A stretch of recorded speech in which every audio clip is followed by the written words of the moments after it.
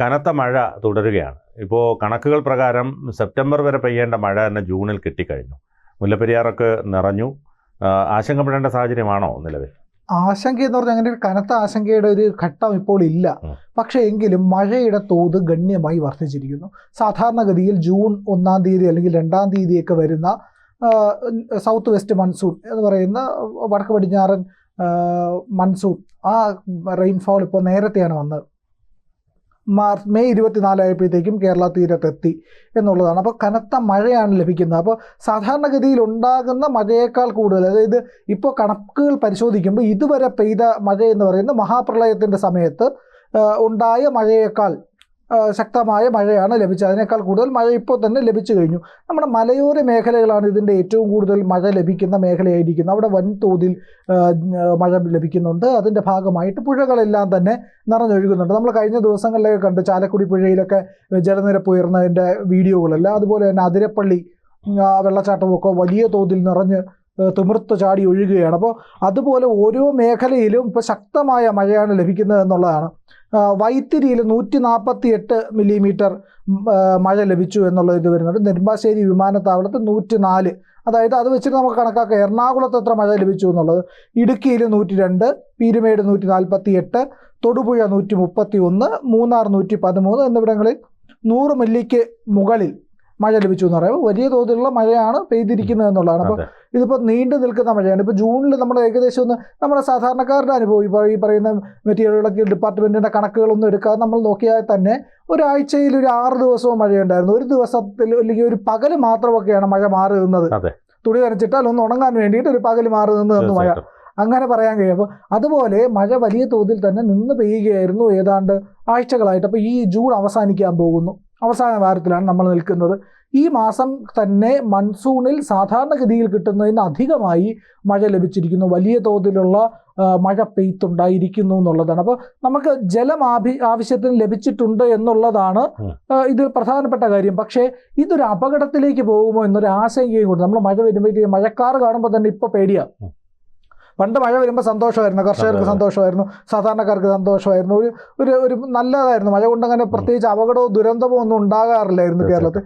ഉണ്ടായിട്ടുണ്ട്, വെള്ളപ്പൊക്കമൊക്കെ ഉണ്ടായിട്ടുണ്ട്, ഇല്ലെങ്കിൽ വലിയ മഴയും കാറ്റ് മഴയും കൊണ്ടൊക്കെ അപകടങ്ങളൊക്കെ ഉണ്ടായിട്ടുണ്ട്. പക്ഷേ ദുരന്തം ഉണ്ടാകുന്നത്, അപകടം ഉണ്ടായിരുന്നു എന്നുള്ളതല്ലാതെ അതിനപ്പുറത്തേക്ക് ദുരന്തത്തിലേക്ക് കിടക്കുന്നത് സമീപ കാലത്താണ്. അതായത് വളരെ ഒരു 2016-17 കാലഘട്ടത്തിലൊക്കെയാണ് മഴ ഗണ്യമായി വർദ്ധിക്കുകയും അതിൻ്റെ ചെറിയ ചെറിയ ചലനങ്ങൾ പലയിടത്തും കണ്ടു തുടങ്ങുകയൊക്കെ ചെയ്തത്. പിന്നെ അത് കഴിഞ്ഞ് 2018 വലിയ പ്രളയം വന്നു. അതിനുശേഷം മണ്ണിടിച്ചിലും ഉരുൾപൊട്ടലും ഒക്കെ രൂക്ഷമായി എന്നുള്ളതാണ് പ്രധാനപ്പെട്ട ഒരു കാര്യമായിട്ട് നമുക്ക് പറയാൻ കഴിയുന്നത്. കേന്ദ്ര കാലാവസ്ഥാ വകുപ്പിൻ്റെ പ്രവചന പ്രകാരം ഇക്കുറി മികച്ച കാലവർഷം ലഭിക്കുമെന്നായിരുന്നു വിലയിരുത്തൽ. മുൻ വർഷങ്ങളിൽ നിന്ന് വിപരീതമായി ഇത്തവണ ജൂണിൽ ഭേദപ്പെട്ട മഴ ലഭിച്ചു. മാസം അവസാനിക്കാൻ 4 ദിവസം കൂടി ബാക്കി നിൽക്കെ ഇത്തവണ ജൂണിൽ സംസ്ഥാനത്ത് 534 മില്ലിമീറ്റർ മഴ ലഭിച്ചു.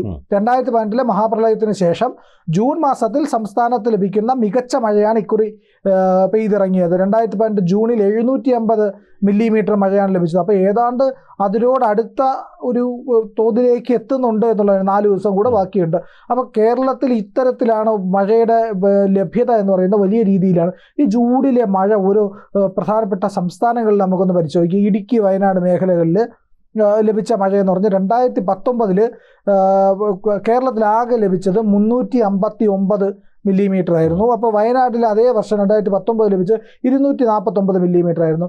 335.7 മില്ലിമീറ്ററാണ് ഇടുക്കിയിൽ ലഭിച്ചത്. 2025 കേരളത്തിൽ ഇപ്പോൾ നമ്മളെ കണക്ക് പറഞ്ഞു 536 മില്ലിമീറ്ററാണ് ഇതുവരെ ലഭിച്ചത്. വയനാട്ടിൽ കിട്ടിയതെന്ന് പറഞ്ഞു കഴിഞ്ഞാൽ 383.8 മില്ലിമീറ്ററാണ്. ഇടുക്കിയിലാണ് ഏറ്റവും കൂടുതൽ മഴ ലഭിച്ചിരിക്കുന്നത്, 538.2 മില്ലി. ശരിക്കും പറഞ്ഞാൽ എല്ലാ ജില്ലകളിലും അത്യാവശ്യം നല്ല മഴ ലഭിച്ചു കഴിഞ്ഞു. നല്ല വലിയ തോതിലുള്ള മഴയാണ് ലഭിച്ചിരിക്കുന്നത്. ഈ അത് മാത്രമല്ല, ഇതിനകത്ത് വേറൊരു പ്രധാനപ്പെട്ട വസ്തുത, ഈ KSEB അതായത് വൈദ്യുതി മന്ത്രി അടക്കം ശ്രദ്ധിക്കേണ്ട ഒരു കാര്യത്തിൽ വലിയ വീഴ്ച പറ്റി. അതായത് വേനലിൽ തന്നെ, അതായത് മെയ് മാസം 15-ന് ശേഷം തന്നെ ശക്തമായ മഴ തുടങ്ങിക്കഴിഞ്ഞു, വേനൽ മഴ എന്ന നിലയിൽ.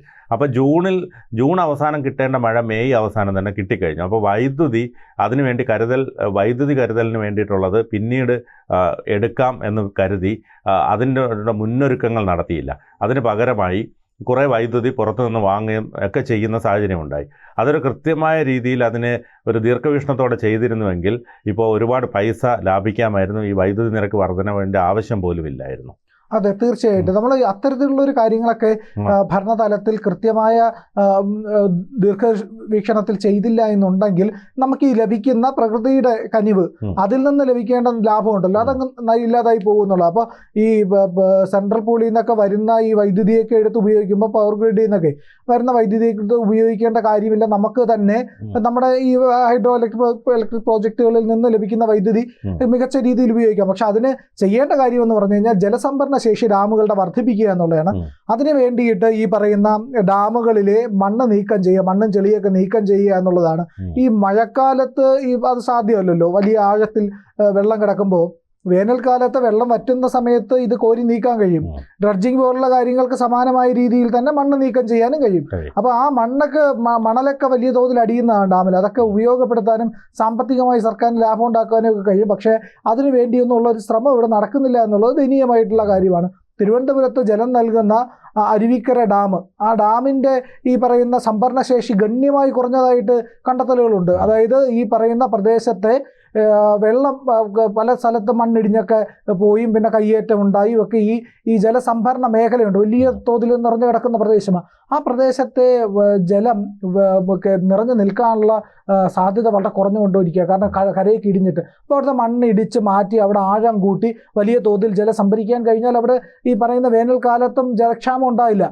അപ്പോൾ അതുപോലെ ഓരോ ഡാമുകളുടെ കാര്യത്തിനകത്ത് ഈ ഒരു കരുതൽ നടപ്പിലാക്കിയാൽ മാത്രമേ കേരളത്തിൻ്റെ ജലക്ഷാമത്തിൻ്റെ പ്രശ്നം വേനൽക്കാലത്ത് പരിഹരിക്കാനും വൈദ്യുതി ക്ഷാമം ഇല്ലാതിരിക്കാനും ഒക്കെ കാര്യമുള്ളൂ. പക്ഷേ ഇവിടെ ചില സ്വകാര്യ വൈദ്യുത കമ്പനികളുമായിട്ടൊക്കെ ഇടപാടുകളൊക്കെ വെച്ചിരിക്കുന്ന പലർക്കും അതൊന്നും താല്പര്യം ഉണ്ടാവില്ല. കാരണം ലാഭം മാത്രമാണല്ലോ, കമ്മീഷൻ അടിക്കുക എന്നുള്ളതൊക്കെയാണല്ലോ ലക്ഷ്യം. അപ്പോൾ വടക്ക് പടിഞ്ഞാറൻ ബംഗാൾ ഉൾക്കടലിൽ ഇപ്പോൾ ന്യൂനമർദ്ദം രൂപപ്പെട്ടിട്ടുണ്ട്. അത് വൈകാതെ മഴയുടെ ശക്തിയെ കൂട്ടും എന്നുള്ളതാണ്. 29-ാം തീയതി വരെ കനത്ത മഴ ലഭിക്കാനുള്ള സാധ്യതയുണ്ട് എന്ന് പറയുന്നുണ്ട്. അപ്പോൾ മഴ ഗണ്യമായിട്ട് വർദ്ധിക്കുമ്പോൾ ഈ പറയുന്ന പല ടൂറിസം കേന്ദ്രങ്ങളും അടയ്ക്കും. നമുക്ക് ഈ മഴയുടെ ഇത്തവണ ലഭിച്ച അളവിൽ തന്നെ വലിയ വ്യത്യാസമുണ്ട്. വയനാടും ഇടുക്കിയിലും ലഭിച്ച മഴയിൽ വലിയ തോത് വ്യത്യാസമുണ്ട്. 538 മില്ലി ഇടുക്കിയിൽ കിട്ടുമ്പോൾ 300 ശിഷ്ടമാണ് വയനാട്ടിൽ കിട്ടിയിരിക്കുന്നത്. ഇതെന്തുകൊണ്ടാണ് ഇത്രയും ഒരു വ്യത്യാസം കേരളത്തിൽ ആകെ കിട്ടുന്ന മഴയിൽ വയനാട് മഴയുടെ കാര്യത്തിൽ കുറവ് വന്നത് എന്തുകൊണ്ട് എന്നുള്ള ഒരു ഇത് ആലോചനയുണ്ടാകും. അപ്പോൾ മലയോര മേഖലയിൽ പെയ്യുന്ന മഴയുടെ തോതിൽ വലിയ വ്യത്യാസം വന്നിരിക്കുന്നു, വലിയ മാറ്റങ്ങൾ വന്നിരിക്കുന്നു. ഇതെല്ലാം പഠനത്തിന് വിധേയമാക്കേണ്ടതുണ്ട്.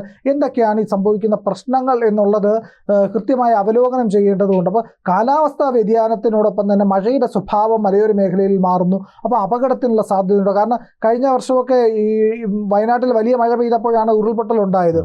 അപ്പോൾ ഈ വർഷം ഇടുക്കിയിലാണ് കൂടുതൽ മഴ. അപ്പോൾ ഇടുക്കിയിൽ എന്തുകൊണ്ടാണ് ഇത്ര മഴ പെയ്യുന്നത്, എന്തെങ്കിലും പ്രശ്ന സാധ്യതയുണ്ടോ, പരിസ്ഥിതിക്ക് എന്തെങ്കിലും ദുർബലമാകുന്നുണ്ടോ എന്നുള്ളൊക്കെ പഠനങ്ങളൊക്കെ നടത്തേണ്ടത് അനിവാര്യമാണ്. മണ്ണിടിച്ചിൽ സാധ്യത എത്രത്തോളം ഉണ്ട്, നഗരപ്രദേശങ്ങളിൽ പോലും മണ്ണിടിയുന്ന പ്രദേശങ്ങളുണ്ട്. ഇവിടെയൊക്കെ സർക്കാരും അതത് MLA-മാരും MP-മാരും ഒക്കെ കൃത്യമായ ഇടപെടലുകൾ നടത്തി അപകടങ്ങൾ ഒഴിവാക്കേണ്ടത് അനിവാര്യമായിട്ടുള്ള ഒരു കാര്യമാണ്.